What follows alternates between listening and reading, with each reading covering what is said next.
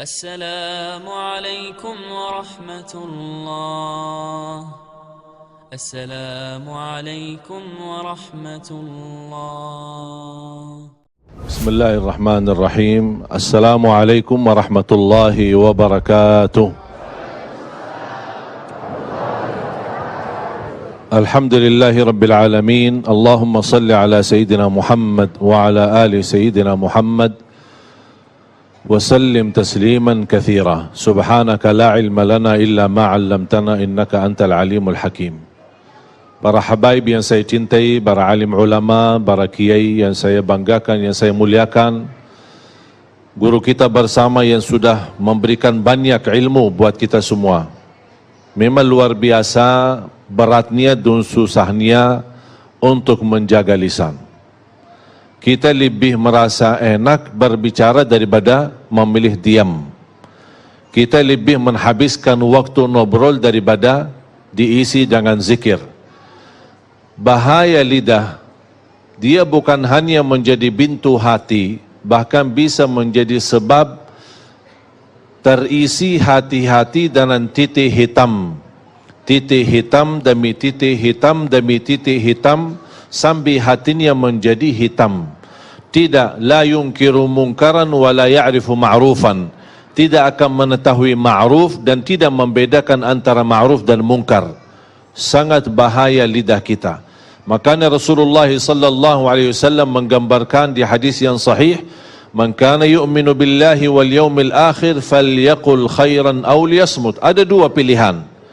Kalau anda beriman kepada Allah dan hari akhirat, berkatalah yang baik atau diam. Berarti menurut saya, apalagi di masa sekarang, jauh lebih baik memilih diam daripada berbicara. Idza kana al-kalamu min fiddah fas-sukutu min dhahab. Kalau berbicara itu dinilai seperti nilai perak, tapi jauh lebih mahal berdiam karena nilainya seperti emas. Karena sangat membahayakan, bukan bisa menyakiti perasaan orang lain, bukan bisa membahayakan hati kita, bahkan bisa membawa kita masuk neraka. Rubba kalimatin yaquluha qail la yulqi laha balan min sakhatillah tahwi bihi fin nari 70 kharifa.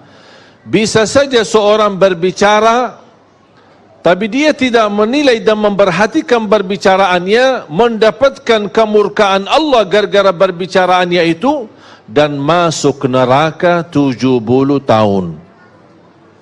Satu kata bisa membawa kita masuk neraka. Bagaimana kalau kita dari pagi sampai malam suka menjelekkan orang, menghina orang, gosip orang, fitnah orang, apalagi orang yang dibicarakan itu adalah ulama. Hati-hati. Ulama adalah pewaris para nabi. Kalau ada ulama yang bersalah, kita punya sikap dan kewajiban menutupi kesalahannya. Kalau tidak bisa membela, paling tidak menutupi aibnya. Ini ulama, kalau sudah rusak nama baik mereka, na'udzubillah, jangan kita terlibat merusakkan nama-nama baik mereka. Mengapa kita berusaha menutupi aib orang lain? Supaya kita ditutupi aib kita oleh Allah subhanahu wa ta'ala.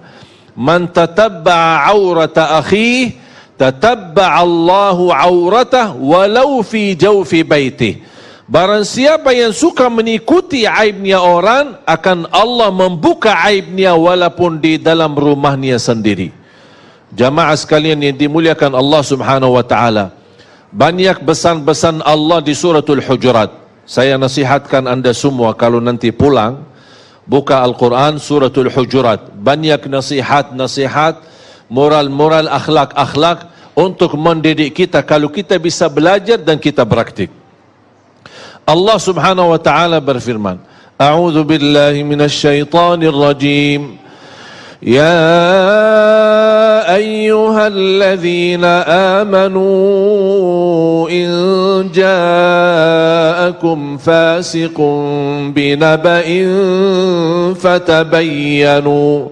فتبينوا أن تصيبوا قوما بجهالة فتصبحوا على ما فعلتم نادمين. Allah subhanahu wa ta'ala menajarkan kita untuk bertabayun ketika kita didatangin berita fitnah, berita yang tidak jelas sumbernya. Hati-hati. Sama dengan posisi lidah adalah posisi HP. Ketika kita menerima sebuah berita, dengan mudah kita sudah membaca, tidak tahu sumber berita apakah benar atau tidak, langsung kita copy terus dipas dan dikirim. Itu yang saya sebut dosa jariah. Biasanya tahu apa? Sedekah jariah atau amal jariah. Ini dosa jariah. Apa itu dosa? Kalau sudah terlanjur kita menerima berita yang hoak, berita yang tidak benar, atau video yang tidak benar, atau video isinya maksiat dan dosa, terlanjur kita sudah lihat, udah cukup. Astaghfirullah wa atubu ilaih. Jangan coba-coba kita sebarkan dan kirim ke orang lain. Kalau kita meninggal dunia, apa yang kita sudah kirim, itu yang menjadi terbuka buku amal kita dan menalirkan dosa-dosa sepanjang video itu masih berjalan. Na'udzubillah min zalik. Cukuplah jamaah sekalian berbuat dosa kita, yang kita harap selalu diampuni Allah subhanahu wa ta'ala. Makanya jangan coba-coba kita menyebarkan berita, apalagi kita menggunakan lidah kita. Kalau kita tidak bisa berbicara baik terhadap teman kita, lebih baik kita diam. Allah subhanahu wa ta'ala mengizinkan kita berbicara dalam keburukan ketika ada orang yang menzalimi kita. Contoh, kalau ada orang menzalimi kita dan persoalan kita sudah masuk sebagai kasus sampai ke mahkamah, di sidang, dipanggil, pasti ditanya dalam kasusnya terhadap si orang yang menzalimi, ambil harta kita, ambil hak kita, atau menzalimi kita. Pasti ditanya oleh hakim, bagaimana posisinya? Apakah saya boleh enggak bicara keburukan orang tersebut? Karena dia di dalam posisi menzalimi saya. Atau saya diam ketika ditanya oleh hakim, oh maaf pak, saya enggak berani ngomong karena saya takut dosa. Terus gimana mau diselesaikan masalahnya di mahkamah, di depan hakim? Allah di hal ini mengizinkan. La yuhibbullahul jahra bis-su'i minal qawli illa man zulim. Allah tidak suka orang-orang yang berbicara buruk terhadap orang lain, kecuali orang-orang yang pernah dizalimi. Kalau ada orang menzalimi kita, orang-orang menyakiti kita, kita berhak membela, kita berhak berbicara, tapi tidak boleh berlebihan. Artinya ketika kita ingin membalas, ingin menyampaikan, ingin menolong hajat-hajat kita kepada hakim atau kepada orang-orang yang bisa membantu kita, tidak boleh menjadi di posisi dizalimi, menjadi orang yang menzalimi. Makanya kata ulama, lebih baik kita tidur dalam keadaan dizalimi daripada tidur dalam keadaan menzalimi. Lebih baik kita dihina, kita dicaci maki, kita difitnah, tapi saya berusaha menjaga lidah. Termasuk amal kebaikan, bukan hanya membawa keburukan, kebaikan-kebaikan, amalan-amalan salih yang kita lakukan, gara-gara lidah bisa menjadi hanus amal kebaikan kita. Bisa sia-sia amal-amal kebaikan kita. Kalau Allah sudah menanugerahkan kita beramal salih dan tidak ada yang tahu, jangan menjadi kebiasaan suka mencerita kebaikanmu saat anda melakukan kebaikan itu sendiri. Contoh, suka tahajud? Langsung jawab suka. Besok pagi kita ketemu teman pas di kerja, teman kita melihat, aduh, kita ngantuk. Kenapa? Saya tadi malam capek, sepanjang malam salat malam. Kenapa cerita? Kalau sudah melakukan kebaikan, apalagi di saat tidak ada yang tahu, tidak usah kita ungkapkan. Sebagaimana kita tidak berani mengungkapkan dosa kita, ada enggak yang biasa bisa ketika malam hari dia berdosa, besok pagi dia ketemu teman, aku semalam dosa. Berani enggak? Kenapa? Malu kan? Sama. Kalau Allah sudah menganugerahkan kita bisa beramal salih sembunyi, jangan dibukakan. Tapi kalau ada orang tahu kebaikan kita, tapi bukan kita yang cerita, itu tidak masalah. Itu tidak mengganggu, tidak mengurangi pahala kita.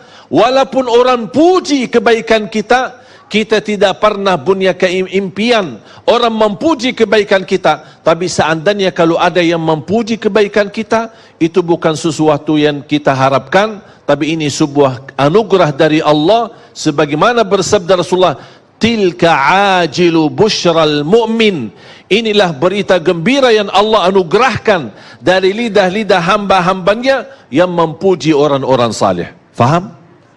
Jamaah sekalian dimuliakan Allah subhanahu wa ta'ala, Allah melarang kita untuk berbicara sebelum kita memfikirkan. Bahkan ini nasihat dan wasiat Rasulullah. Bahkan itu wasiat Sayyidina Ali bin Abi Talib radhiyallahu an, fakir fima taqul fa in kana khairan faqul wa illa faskut. Berfikirlah sebelum berbicara. Kalau itu baik, lanjutkan. Kalau tidak baik, lebih baik diam. Sebagaimana bahaya lidah, bisa satu keburukan yang kita ucapkan membawa kita masuk neraka 70 tahun.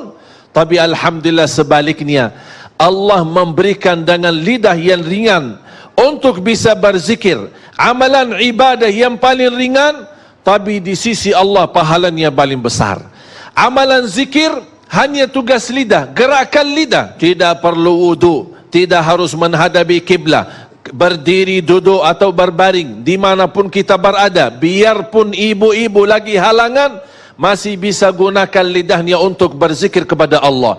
Amalan ringan, mudah dibaca, mudah diingat, mudah dihafal, mudah diucapkan, tapi pahalanya sangat besar. Contoh sederhana, subhanallah wa bihamdi, subhanallahil azim. Dua kalimat, ringan di atas lisan, berat di atas timbangan, dicintai Allah, subhanallah wa bihamdi, subhanallahil azim. Makanya kita berusaha daripada isi yang buruk dan lidah kita selalu kesibukan untuk mengisi zikir supaya terhindar hati kita dari hal-hal yang membahayakan iman kita.